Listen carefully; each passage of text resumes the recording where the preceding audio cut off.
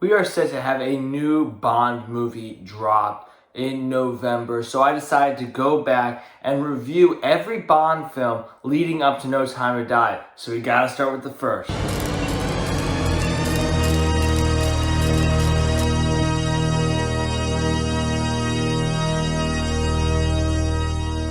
Welcome to Social Screen Talk. My name is Luke Lapointe. I recently started this channel because I love movies. They are a big part of my life, and I want to talk about them with people who care about them as much as I do. With that, remember to hit that like and subscribe button, and most importantly, as this is a review, we will be talking about movies. I want to hear you in that comment section. What did you like about the Bond film Dr. No? Have you seen it? What do you not like about it? And where do you agree and disagree with me? Because we all have opinions. All of our opinions differ, and I want to hear from you.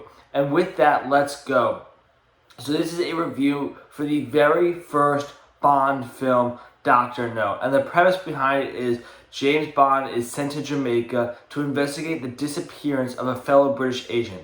The trail leads him to the underground base of Dr. No, who is plotting to disrupt an early American space launch from Cape Canaveral with a radio beam weapon. Now, this is a great movie, an influential movie, and first and most importantly, it is so monumental as it put 007 on the big screen for us. And not only that, it introduced us to the legendary portrayal of James Bond by the equally as legendary Sean Connery.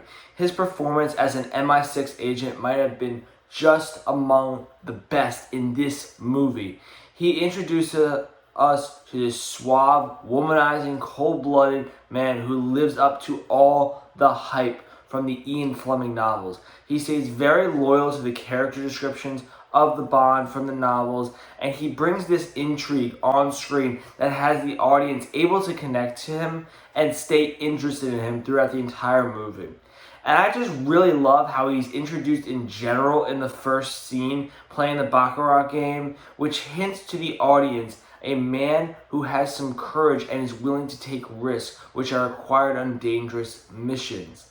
And this movie is brilliantly directed, with the first part of the movie building up some very suspenseful scenes and using some actual spy work, as well as introducing us to the classic Bond girl femme fatale with Miss Tarot. Then the second half was very tense in Dr. No's underground lair, especially when we are introduced to him and he gives us his plan and James Bond is held hostage. And speaking of Dr. No, he was such an excellent villain. He's menacing and all sorts of evil. Using the two prosthetic hands are so smart as it gives him a distinguishable trait that we can identify him with and always remember him by. In addition, his plan was pretty good and fit with the time period of 1962 when this movie was released. And so when it was released, I bet you it got a lot of great reception because people were able to connect to it based on what was going on in the real world. This movie also does a good job injecting comedy at points while also remaining very serious. Part of that is due to Connery's great acting as 007, as he can bring out that witty banter, especially in some of his scenes with John Kitzmiller's quarrel. The scenery in this movie is absolutely beautiful, being in Jamaica, especially on the beaches of Crab Key, and they really take advantage of that, especially when they introduce Honey Rider to us.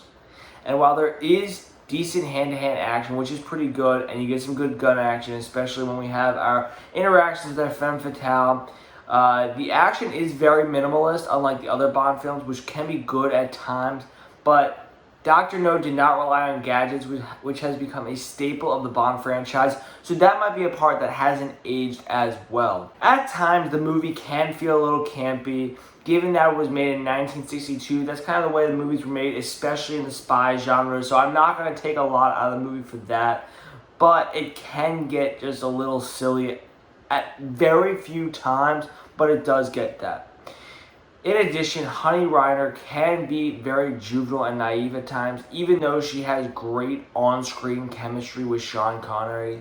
And as a result, her relationship with Bond, even though they have great chemistry, can be a little weird at times. However, this is an excellent and legendary movie that introduced us to an even more legendary character. I believe everyone should check it out. And this sits with great ratings. Obviously, it sits in the high 90s on Rotten Tomatoes.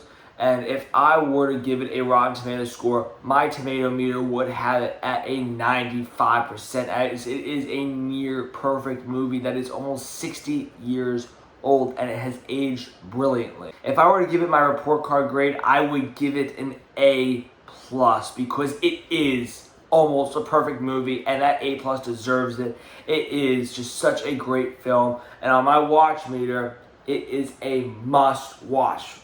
Because if you are a Bond fan, if you plan on seeing No Time to Die in November, this is a movie you have to see, because it is a milestone movie and just a great movie.